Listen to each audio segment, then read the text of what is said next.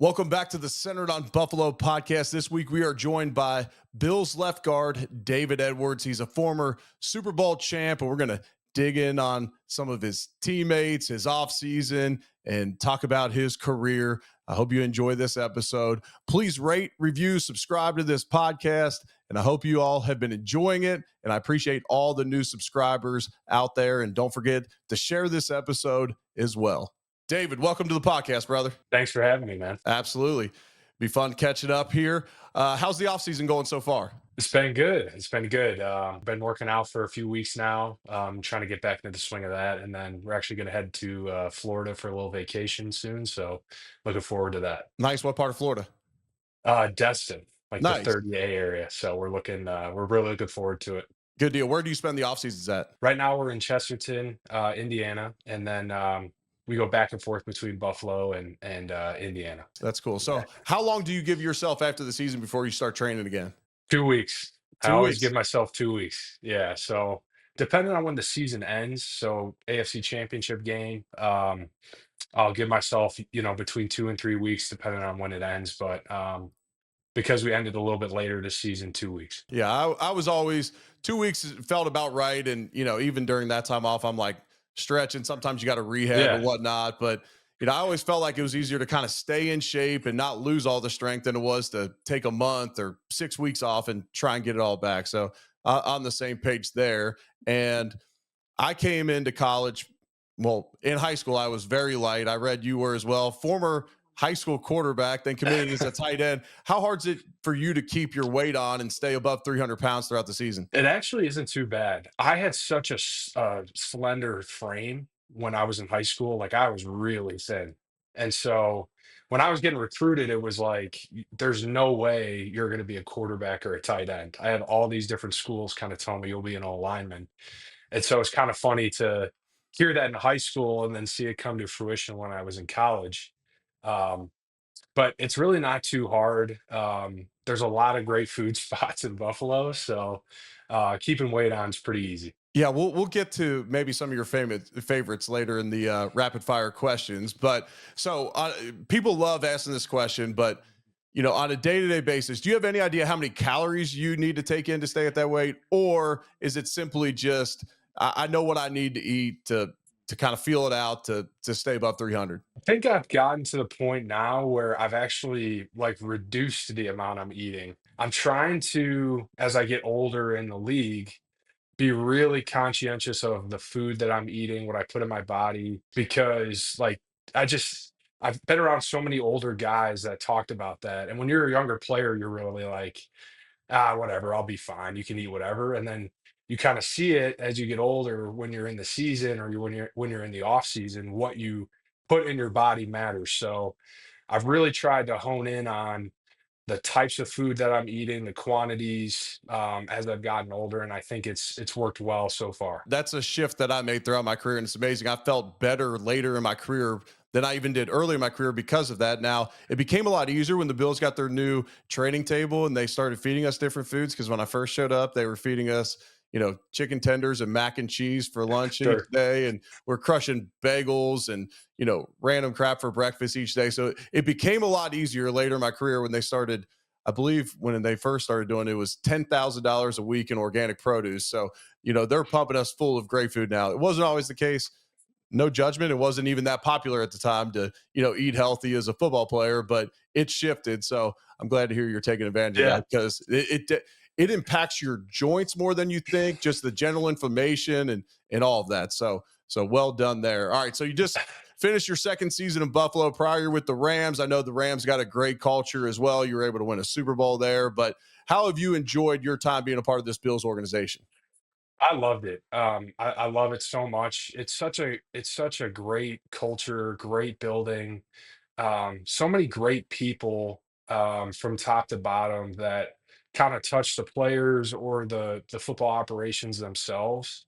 Really, really special place. I'm really fortunate and feel grateful that I'm part of the Bills because I know it's not like this everywhere. No doubt about it. Yeah. And I only got to play for one team, but I would hear, from different people coming in, how special it is and just the culture in Buffalo. And I mean, Josh in his MVP speech. Shouts out Rick the Mailman, No who was doubt. there when I was there. And I used to catch Rick. I'd be in the O-line room watching film late, and he'd be coming around emptying trash cans. And he's like, "Well, I always hear from you guys. The more you could do, the more you can do, the longer they'll keep you around." So it was awesome No to see doubt. that. And gosh, it warms my heart. You see him get in the car that Wester gifted him. Oh yeah. That Yeah. just Rick, I remember here's a story about Rick. I remember for Christmas getting some stuff delivered kind of like behind the equipment room. And I remember asking Rick like if he had these like really intricate tools to help me assemble. And he's like, yeah, no problem. And it took him like 2 minutes to go find them. Like he's always willing to kind of help you with whatever you need. And so I think that a lot of people within the building like love and appreciate what Rick does for everybody because he's kind of behind the scenes with it all. Yeah, no doubt. And I was just so glad that he got that spotlight because likely for him in his career trajectory, he was going to make an impact on so many players, so many people in the organization, but no one would ever know about it. Well, then Josh gets this platform on his MVP speech, shouts him out, and now he's famous. I mean, he's doing Yeah. interviews and all that, and I just love it for him. It's truly special. So, when you came to Buffalo, how much of an impact did Cromer being here have on your decision to come to Buffalo? It was huge. I mean, I had him my first 2 years as my offensive line coach with the Rams, and then I had his son Zach for my entire time with the Rams. So I've been coached by a Cromer my entire career. But when I was going through that free agency process, I just kind of remember being able to talk with him about what Buffalo is, the people that are within the locker room playing for Josh, the system and within the offense. It was just a no-brainer. And then when I came on my free agent visit, you get to meet all those people. Like I said earlier, within the football organization, operations, the trainers, equipment guys, and even the coaches. I mean, it was just such an easy decision for me and my family. So I owe so much of my career to Aaron Cromer and Zach Cromer and those guys. So I definitely wouldn't be in this position without them. That's special. I like that a lot, and I love the Crover family. I got to be around Zach when he was kind of an assistant in Buffalo, and then love to see the opportunity he's gotten out in LA, and was very happy when Aaron was brought back as the offensive line coach. And this got talked about in the media this year. I never had really talked about it publicly because I didn't want to take any credit for it, and I don't know what's even kosher to talk about. But Sean McDermott, they asked him, I guess it was before the season or last offseason, how he got introduced to Aaron Cromer. And it was a call. It was AFC Championship game. I have people over my house. The Bills weren't playing in it, or else I'd have been calling on the radio. But I had people over my house, and I get a call from Sean McDermott. And I was like, I looked at my wife. I was like, well, I better go answer this. So I walked outside, and Sean started asking me about different offensive line coaches. And I gave him a pretty ringing endorsement on Aaron Cromer. And then, not long after he was hired. And so Sean gave me a bunch of credit for that. That was a story from years ago, but it finally came about this offseason. So I was very happy to see him back. Love seeing his family around. They're all incredible people. So I asked you this because I had a couple of buddies that played on the offensive line with you out in LA. Was there any veteran that took you under his wing per se when you first got in the league out in LA? Rob Havenstein. Um, there was a natural connection because of Wisconsin Mm-hmm. there, but we used to one of the cool things that I tried to do was pick his brain and stuff that we would do off the field. So my wife Caroline and his wife Megan were friends, and we would try to hang out with each other because we had kids similar ages. We would ride down to the stadium or to the hotel the night before the day of the game, and then like in film or whatever on the practice field pre-practice, like I just tried to soak in as much information as I possibly could with him because he was such a good player, such a great leader, knew what the coaches were asking everybody to do. I just got the utmost respect for Rob. He's the man. Yeah, he's a stud. And that's the best thing to do. That's my number one piece of advice I give to rookies when they're coming in the NFL. Find someone that's in a position that you want to be in that will take you under his wing and then learn what they do. And you're not going to copy everything they do. You know, your training might be a little different, your routine might be a little bit different, but you can catch a lot of clues from the guys who've been there before, because it's different when you have to kind of do it all on your own as opposed to college where they're telling you to do everything Right. at all times. All right. Quick shout out to our podcast sponsor, Waterboy Electrolyte Company. We're going to get you some of these. Have you tried these yet? I haven't tried them yet. All Looking right, forward so to it. we're gonna get you some sent to you. Their workout electrolytes, I love. It's got glutamine in it.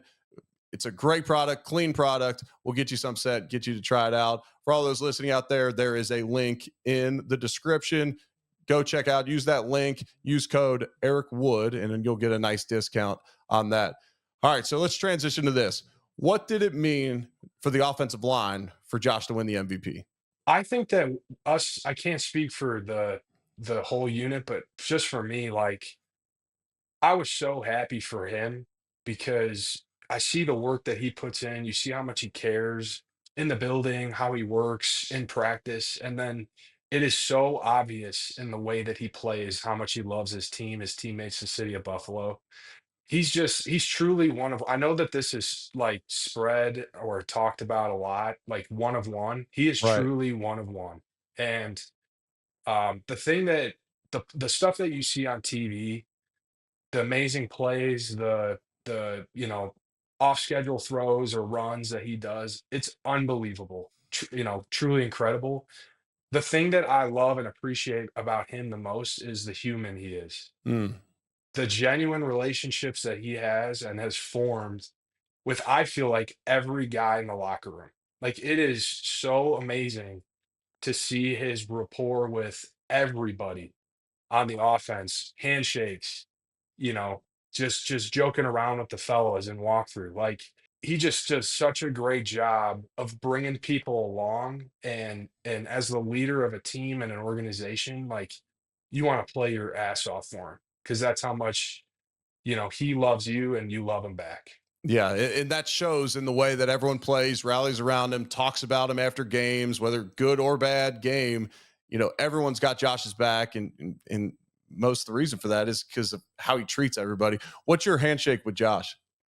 We have a we have like a hand stack uh handshake that he came up with in the preseason last year when we played the Bears when Connor was hurt, so I got the chance to start that Bears preseason game, and he just like I was in the huddle. He's like, "We got to come up with something." I'm like, Right. "All right," and he came up with it in maybe 3 seconds, and we've done it ever since. It amazes me how he remembers them all. And I've asked him about that on the podcast. And he's like, well, you just do it every day and you remember them all. I'm like, well, how do you even come up with all those? And he said, I well, know. and he did come up with that one, but he said most of the time other guys will come up with it. But it's amazing to me watching him do that on the field. You know, you'll be, coming out for warmups and he'll get, you're coming out with the center, whatever. And he'll dap up all the centers, all the running backs, then the rest of the O line, then the receiver. It's like, how do you remember all that? But he's a brilliant dude. All right. So, He's got it down. yeah, for real. So James Cook continues to break out with the Bills. Sean McDermott spoke this week at the combine, just glowing about James Cook. How valuable is he to the offense with all that he can do now? So valuable. I think the uh, thing that was really cool this season was, I know that we talked about or had this little mantra within the offense called "Everybody Eats," Mm-hmm. and I really felt like James took a huge step, not only on the field, but his full picture understanding of runs, protections, his role within pass schemes and things like that. So um, he is super super valuable, a super intelligent player, great leader, a great guy in the locker room. He is one of the I feel like the one of the premier backs in the NFL. Yeah, I agree with you. He's the total package. He was brought in. He drafted the second round to ideally be kind of a scat back guy that you can use out of the backfield, catch some passes, and as a former offensive lineman watching the games, I appreciate his vision, his pace that he runs with. I mean, he's got elite speed, so he can hit everything downhill, but he doesn't. He, at times he uses patience. And to me, it's like a great point guard who switches up his pace so you don't have a feel for how he's going to be attacking, a defense. In the NBA, it's like James Cook out there where linebackers don't know, okay, well, he's starting down at the line of scrimmage. Well, I can't just fully commit because he can bounce this outside and he can make us look real bad if he turns this corner. And so I've really been impressed with the way he's developed, especially with his vision and pace. To me, it's so impressive. Did you just see the deal that Khalil Shakir got today? I did not. No. Just signed 4-year, $60 million contract. So my man Shakir got paid, came in as a 5th-round draft pick, and just signed a nice deal. To me, what stands out that's awesome. Yeah, what stands out to me, obviously, is his run after catch ability, which that just brings so much value to an offense when Josh doesn't have to force the ball down the field, but can still get his yards and still get those passing numbers up where they need to be just to stay balanced as an offense and all that. Because those are oftentimes, not stressful throws for him. But from an offensive line's perspective, the way he blocks is impressive as well. Super impressive. The other thing that I think kind of goes unnoticed with Khalil is he is so willing to do whatever it takes for us to win, whether that's in the run game or the pass game. If he's clearing people out or if he's not the first, option within a pass concept, and then his ability to run on the backside of our zone plays or even in our duo schemes, like he does everything for us, and that's why one of the main dudes for us, both in the pass and in the run because he can do everything, and that's so valuable. So, um, and he's a great guy. Again, I feel like there's a constant theme within our offense. Like Right. everybody's just such a great dude, and that's why it was such a fun season. So, super happy for him, man. Congrats to him. That's amazing. Yeah, I'm fired up for him. He's a friend of the show as well. He's been on a couple times.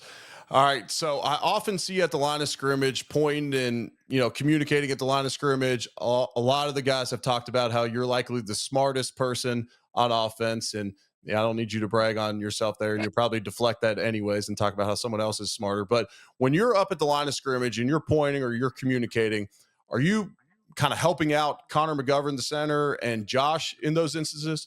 Yeah, I would say that, yeah, certainly too much credit. I don't believe that I at knew you were all. going to But do that, but uh, the one thing that, when it comes to, and you know this, as a center, usually it's between the center and the quarterback, and sometimes Josh sees things that maybe we don't see, or Connor sees something that Josh doesn't see or I don't see, and so the one thing I've really loved and appreciated about our communication within the O line is there really is no ego within making the call. It's really about like what's right and not really who's right, if that yep, makes sense. So absolutely.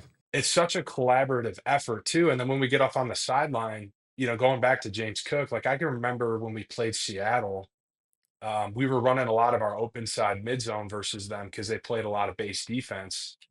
And he would wait until like I would tip out the three technique, kind of tempo his run a little bit, and then cut off my inside hip, which is very rare, and he did such a great job throughout the year of communicating to us, hey, like here's what I'm feeling and seeing, is if that's okay, within the play or series to like cut it this way, like hell yeah, that's amazing, right? So it's such a collaborative effort from Josh to the line to the receivers to the backs that again, it was just such a special season offensively because of the guys we had and the communication we had. For sure. And that's how you set a franchise record for most points scored in a season, and did it through 16 games. So no asterisk by that was done in 17 games. That was done within 16 games with the franchise record for points in a season. All right, let's give a quick shout out to one of our sponsors, and that's Dano's Seasoning. My favorite seasonings out there. They're all natural, no sugar, and they will make you look great in the kitchen. They'll make you look great at your family parties, your barbecues, your tailgates. Go check them out at danosseasoning.com or at a retailer store near you. Yum, yum, get you some. So you play next to a guy in Dion Dawkins, who I got to play with and remain great friends with to this day, one of the most unique people on the face of the earth. And this year he started doing something that's unique to the left tackle position in taking an absolutely obnoxious split. At what point, I've heard from him, but I want to hear from your perspective. At what point did he start implementing this? And at first, were you like, Dion, what in the world are you doing here? I would say, preseason, we would have, um he does a great job of kinda letting me know when he's gonna take that split, and it's usually his, like, changeup, if that makes sense. Yeah. Like, he's gonna go jump him or he's gonna take the air out of the D end. At first, I was probably a little bit like, "What are you doing?" Because the wider the split, the wider the 3 tag gets or whatever, Yes. like, but the cool thing is that he was willing to work with me. That's the beauty of O-line play. Like, if he takes that split, I know I'm maybe one-on-one, right? Or we're gonna man stunts, or we were able to kind of figure out and get into a groove at a certain point early in the season that really served us well throughout the whole year. And so the one thing I love about Dion is, and I've said this to him before, like, he makes up for a lot of my deficiencies Mm. because of how great of a player he is, how explosive he is out of getting out of his stance, the ability for him to cover ground. Even when he takes that big split, he can still cover ground to cover me, as wild as that may seem. So if we have a TE stunt or an ET stunt, even though he's taken a wide split, it really feels like he's next to me because of his ability to cover space. That's how athletic and freaky he is. So, like, one of the best, I feel like the best tackle in the NFL because of what he does in the pass and in the run game. I agree 100%. And the way he finishes, I mean, he's mean, he's nasty. I mean, he's the total package at left tackle. At first when I saw him doing it, I'm like, okay, well, why wouldn't defenses see this and then put a wide 3 in the gap on you and then make Dion either cut the split down or then just go pick his hip and all that, but it just seemed like you guys had the answers. So give you guys the credit, because at first I'm like, okay, that works until someone sees it on film. And there's a reason that no one's ever done that in NFL history. And guys will stretch their split to maybe, 3 feet, but I'm talking 6 feet. And so Yeah, right. credit to you guys for making that work, because I had some concerns about it initially, but it was awesome to see. And I just love the fact that Cromer would allow it to happen. I mean, it just shows who Cromer is as a coach, that he would allow that to happen, let you guys do it, and it worked, and it truly worked. All right, so we're gonna hop into the rapid fire questions right now. All right, so you got to be a part of a Super Bowl parade in LA. What do you think a Super Bowl parade in Buffalo would be like? Oh my gosh. I mean, it would be wild.